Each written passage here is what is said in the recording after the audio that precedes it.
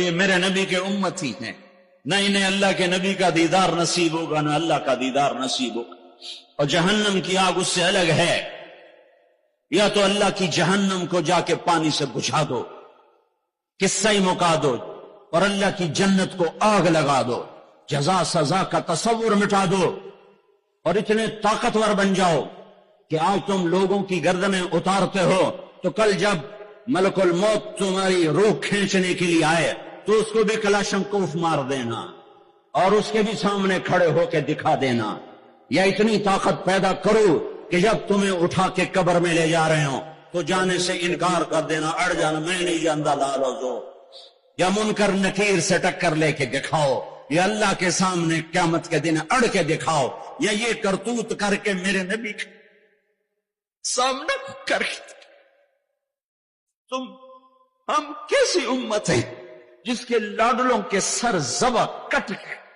ارے بکرے کو ذبح کرتے بھی رحم آ جاتا ہے، اپنی قربانی کے جانور کے سر پہ کھڑا ہونا مستحب ہے، میں نہیں کھڑا ہو سکتا، مجھے میرا دل گھبرانے لگتا ہے۔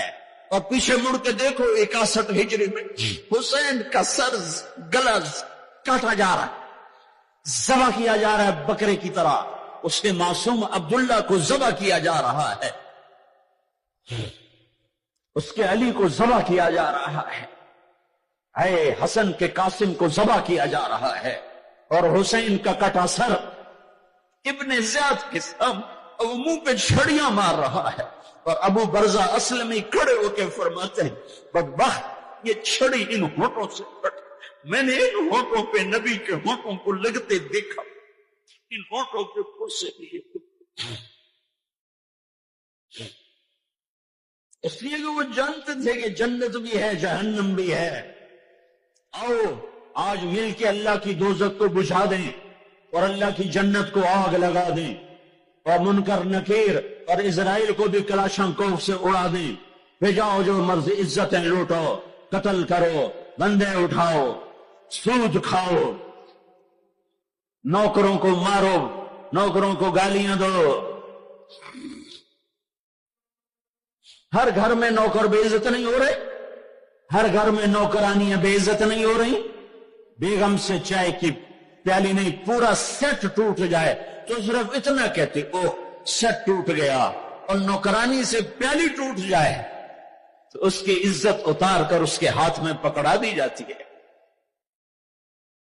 اپنے ہاتھوں سے گاڑی لگ جائے تو بس اوہ گاڑی لگ گئی، ڈرائیور کے ہاتھوں گاڑی لگ جائے تو اس کی عزت اس کے ہاتھ میں پکڑا دی جاتی۔ کیا یہ ظلم ہر گھر میں نہیں ہو رہا؟ ملازم کو وقت کے تنخواہ نہیں دیتے، کیا یہ ظلم ہر گھر میں نہیں ہو رہا؟ 2-2 لاکھ کا سوٹ پہن کر 35 لاکھ کی گھڑی پہنتے ہیں، اور غریب کا اپنا نوکر آ جائے میرا بچہ بیمار ہے پیسے دے دیں، تمہیں پتہ آج کل بڑا مندہ ہے، کوئی پیسے ہیں کوئی نہیں۔ کیا یہ نہیں ہو رہا؟ جب یہ ہو رہا ہے تو پھر پہلے میں اپنے آپ کو اور آپ کو خطاب کر کے کہتا ہوں آؤ مل کر توبہ کریں، آؤ اللہ کے دربار میں توبہ کریں، اللہ سے صلح کریں، اعلان جنگ اللہ سے، اور کہتے ہو حکومت والوں سے امن لاؤ، یہ امن لا سکتے ہیں؟ ہمارے جیسے کمزور ہیں؟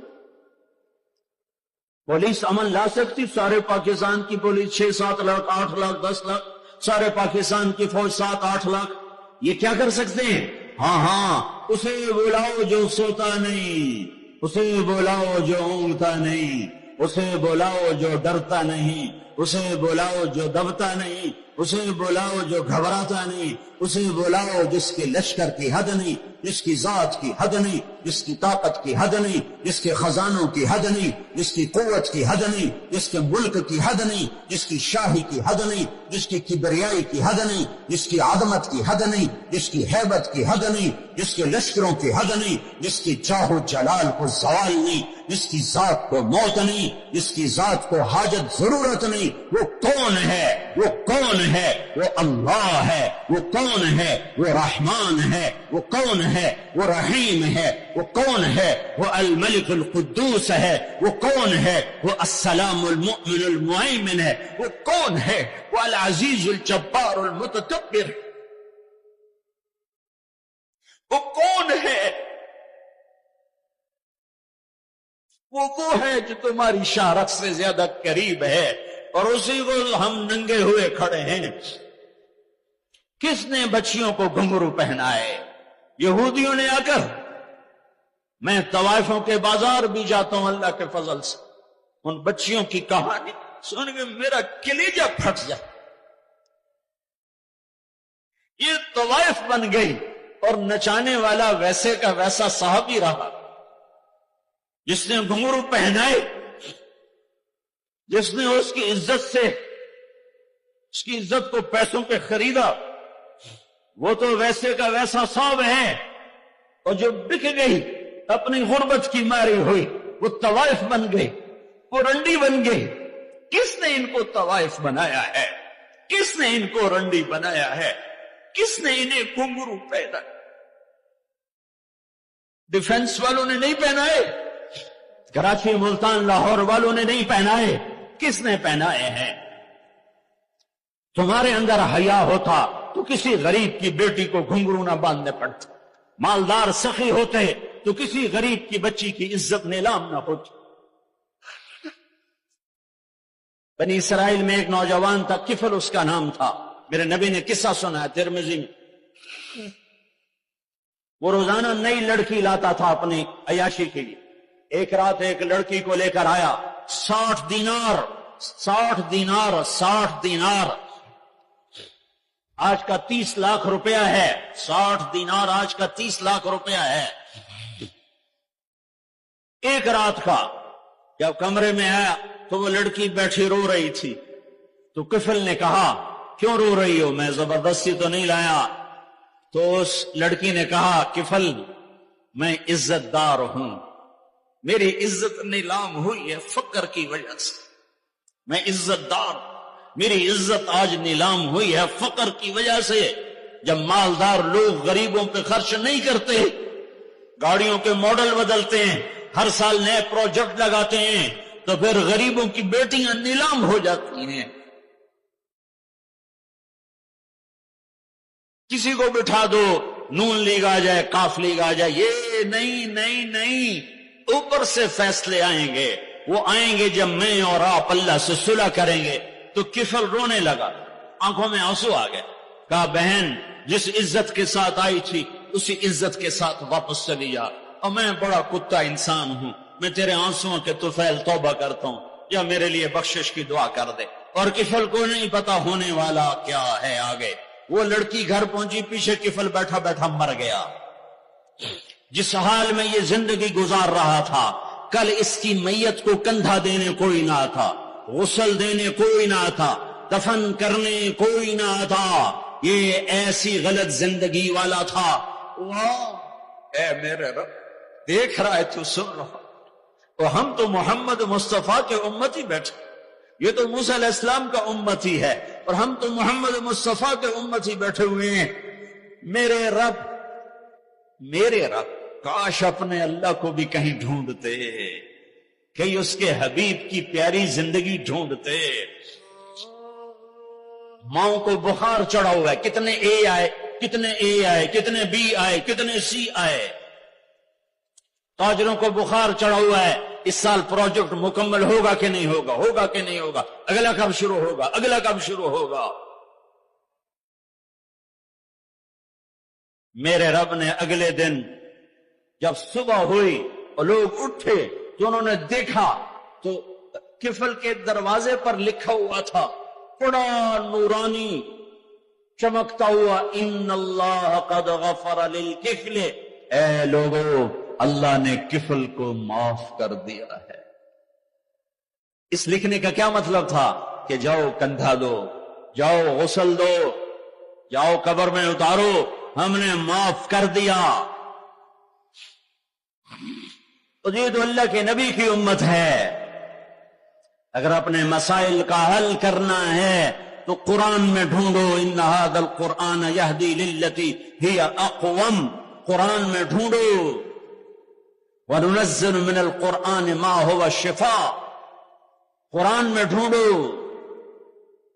احکمت آیاتہ ثم فصلت من لدن حکیم خبیر، قرآن میں ڈھونڈو وتمت کلمۃ ربک صدقا وعدلا لا مبدل لکلماتہ، قرآن میں ڈھونڈو انہ لقول الفصل وما هو بالہزل، یہ میرے رب کا کلام ہے، پیغام ہے۔ آؤ اپنا ہاتھ چھڑا کر اللہ کے حبیب کے ہاتھوں میں دے دو۔ میرے رب نے اعلان کیا یا سود چھوڑ دو یا میں اور میرا رسول تمہارے خلاف اعلان جنگ کریں گے۔ اور بڑی آسانی سے کہہ دیتے ہیں سود کے بغیر پھر تجارت کیسے چلے؟ یا اللہ کو راضی کر لو یا تجارت چلا۔ اللہ کا قرآن بھی جھوٹا، اللہ بھی جھوٹا، اللہ کا نبی بھی جھوٹا۔ چلے گی تجارت، حرص و ہوس چھوڑ دو، چلے گی تجارت، جھوٹ چھوڑ دو، چلے گی تجارت، لالچ چھوڑ دو، چلے گی تجارت، طمع چھوڑ دو، چلے گی تجارت، ہوس چھوڑ دو، چلے گی۔ اللہ سچا یا میں سچا، میرا نبی سچا یا میں سچا، یا اللہ کو راضی کر لو یا تجارت چلا۔ اللہ کا قرآن بھی جھوٹا، اللہ بھی جھوٹا، اللہ کا نبی بھی جھوٹا۔ چلے گی تجارت، حرص و ہوس چھوڑ دو، چلے گی تجارت، جھوٹ چھوڑ دو، چلے گی تجارت، لالچ چھوڑ دو، چلے گی تجارت، طمع چھوڑ دو، چلے گی تجارت، ہوس چھوڑ دو، چلے گی۔ اللہ سچا یا میں سچا، میرا نبی سچا یا میں سچا۔ میرے بھائیوں 14 صدی میں 2 ریاستیں اسلام کے نام پر وجود میں آئی ہیں۔ دعویٰ کوئی نہیں کرتا کبھی بھی کہ میں نے بہت پڑھا ہے، لیکن میرا زندگی میں اور کوئی کام نہیں رہا، یا تبلیغ ہے یا پڑھنا ہے، یا تبلیغ ہے یا پڑھنا ہے۔ 14 صدی میں اسلام کی، انسان کی تاریخ میں، اسلامی تاریخ میں صرف 2 ریاستیں اسلام کے نام پر وجود میں آئی ہیں 14 صدی میں۔ 14 صدی میں اب تو 15ویں صدی شروع ہو گئی، اس کے بھی 34 سال گزر گئے۔ 2 ریاستیں اسلام کے نام پر وجود میں آئیں، ایک پہلی صدی میں مدینہ کی ریاست اور ایک 1947 میں پاکستان کی ریاست۔ اور میں اللہ پہ قربان جاؤں، اللہ نے اس خطے کو رمضان میں وجود بخشا اور 27ویں رات میں وجود بخشا۔ کتنے بڑا احسان کیا کہ اب یہ لو خطہ اور مجھے راضی کر کے دکھاؤ، عزت کی حفاظت کر کے دکھاؤ، جان مال کی حفاظت کر کے دکھاؤ، یہاں میرے دین کا جھنڈا بلند کر کے دکھاؤ، ماں باپ کو عزت دے کے دکھاؤ، حلال تجارت کر کے دکھاؤ، سچ بول کے دکھاؤ، عدل کر کے دکھاؤ، انصاف کر کے دکھاؤ، پڑوسوں کے لیے رحمت بن کے دکھاؤ، غریبوں کے لیے سخی بن کے دکھاؤ، مالداروں کے لیے غریبوں سے کہا خوددار بن کے دکھاؤ، اور ان کی بیٹی کو اپنی بیٹی بنا کے دکھاؤ، اور ان کی عزت کو اپنی عزت بنا کے دکھاؤ۔ یہ خطہ تمہارے ہاتھ میں ہے۔ لیکن چمن میں تخت پر جس دم شہ گل کا تجمل تھا، ہزاروں بلبلیں تھی باغ میں، ایک شور تھا غل تھا، کھلی جب آنکھ نرگس کی نہ تھا جز خار کچھ باقی۔ حیا بھی گیا، محبت بھی گئی، عدل بھی گیا۔ جس دیش کی عدالتیں ظالم ہوں، جس دیش کا وکیل ظالم ہو، جس دیش کا جج ظالم ہو، عدل کہاں سے آئے گا؟ جس دیش کا فقیر ظالم ہو، جھوٹے کیس، جھوٹے مقدمے، جھوٹی گواہیاں، کھلی جب آنکھ نرگس کی، سب پھول گئے، ماں باپ کی محبت گئی، ماں باپ کی عقیدت و اطاعت گئی، کیا باقی تھا؟ نہ تھا جز خار کچھ باقی، بتاتا باغباں رو رو، یہاں غنچہ یہاں گل تھا، یہاں غنچہ یہاں گل تھا۔ داستانیں رہ گئیں اور پورا میرا دیس ہمارے اپنے گناہوں کی وجہ سے ایک آگ کی بھٹی بن گیا، ایک ابلتا ہوا، تہکتا ہوا لاوا بن گیا، جہاں مائیں اولاد سے خوف زدہ ہوں، جہاں باپ اولاد کے سامنے بول نہ سکے، جہاں کسی کی زمین دبانا کاروبار بن جائے، کسی کو قتل کرنا کھیل بن جائے۔ میرے بھائیو، سب سے زیادہ عذاب، سب سے زیادہ اللہ کا غصہ، سب سے زیادہ اللہ کی پکڑ دو آدمیوں پہ آنے والی ہے، دو آدمیوں پہ آنے والی ہے، دو آدمیوں پہ آنے والی ہے، دو آدمیوں پہ آنے والی ہے۔ ایک سود کھانے والا، ایک سود کھانے والا، ایک سود کھانے والا، اور ایک قتل کرنے والا، قتل کرنے والا، قتل کرنے والا۔ میں جھولی پھیلاتا ہوں، تم یہ تو کہتے ہو قتل کر گیا، اور یہ جو سود کے ادارے چل رہے ہیں، کبھی ان کے بارے میں سوچا ہے؟ چور کو تو ڈھونڈتے پھر رہے ہو، اور یہ جو اللہ سے جنگ کر رہے ہیں ان کے بارے میں کبھی سوچا ہے؟ میرے بھائیوں، میں بہت درد سے یہ باتیں کہہ رہا ہوں، میں تنقیدن نہیں کہہ رہا ہوں، میں اسی دیش کی پیداوار ہوں۔ میرے نبی نے بھی وطن سے پیار کیا تھا۔ جب آپ مکے سے نکلے تھے تو آپ نے کہا تھا، یا مکہ ما اطیبک من بلد وَأَحَبَّكَ إِلَيَّ، اے مکہ تو مجھے کتنا پیارا ہے، تو مجھے کتنا محبوب ہے، میری قوم نہ نکالتی میں تمہیں چھوڑ کے کبھی نہ جاتا۔ تو وطن کی محبت تو نبیوں کو بھی تھی۔ جب آپ مدینے پہنچے تو پھر آپ نے مدینے کے لیے دعا کی کہ یا اللہ مکے سے دگنی برکتیں مدینے میں ڈال دے۔ تو ایک قریشی نوجوان بازار میں کھڑا مکے کو یاد کر کے شعر پڑھ رہا تھا، اللہ کے نبی پیچھے آ کے کھڑے ہو کے سننے لگے۔ میں جا رہا تھا انڈیا 1982 میں، ہم مہاجر نہیں لوکل ہے، تو میں ایک سکھ کو دعوت دے رہا تھا، جلندھر سے لوگ چڑھے، رش تھا، ایک نوجوان میرے پاس آ کے کھڑا ہو گیا، وہ میری باتیں سن رہا تھا، وہ مجھ سے کہنے لگا آپ کہاں سے ہیں؟ میں نے کہا پاکستان۔ پاکستان میں کہاں سے ہیں؟